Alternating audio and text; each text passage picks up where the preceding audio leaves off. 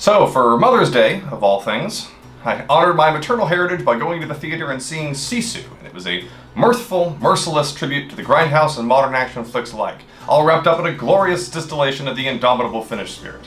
Without the contemporary trend of secret badass movies, SISU probably wouldn't have been made, or at least would not be distributed by Lionsgate in the same breath as John Wick, but thank God it was. This is the kind of short, simple, yet high-octane thrill ride that American studios could learn from. It's 1944 and a band of Nazis decide to screw with their own commando-turned-prospector in Lapland.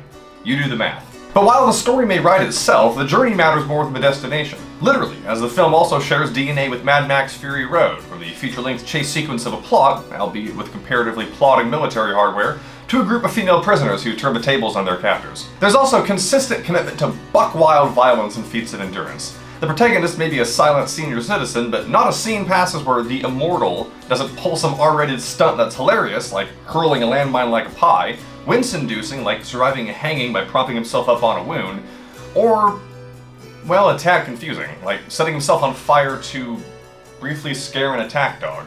To be sure, the budget is nearly as omnipresent as the bloodshed. Some sets and practical effects are impressive. A burnt-down gas station, a tragically disemboweled horse, but I think this is the first time I've ever seen a small plane just sitting on the tarmac be rendered with CGI. Similarly, much of the action is more exciting in concept than execution. Quick, cramped scuffles are often the name of the game, and several theoretically iconic moments, like our hero emerging from the hole that he's carved in the bay of an airborne bomber, take place off-screen. SISU does not pull its punches, but it does land most of them conveniently out of frame. The chapter title cards, too, while an endearing extension of the production's Tarantino-esque fondness for 70s schlock, felt a touch too frequent and inconsequential for a 90-minute story that takes place over about 2 days. Fortunately, every other aspect of the production is outstanding in its own right. The Finnish wilderness, while stark, makes for a distinctive and convincing period setting with presumably little set dressing necessary. And the score is a fitting combination of ominous, throat-singing, and delightfully anachronistic electric guitar. Rare is the film with this finish of a cast and crew that sees US release, and for that motherland representation alone, I gotta give it respect. Is it the gold that its premise and poster suggest? Not quite.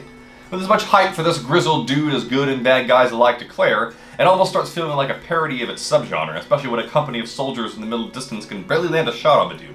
But hey, who am I to deny the Indiana Jonesian pleasure of seeing one man with an unconventional weapon get the better of a bunch of fascists?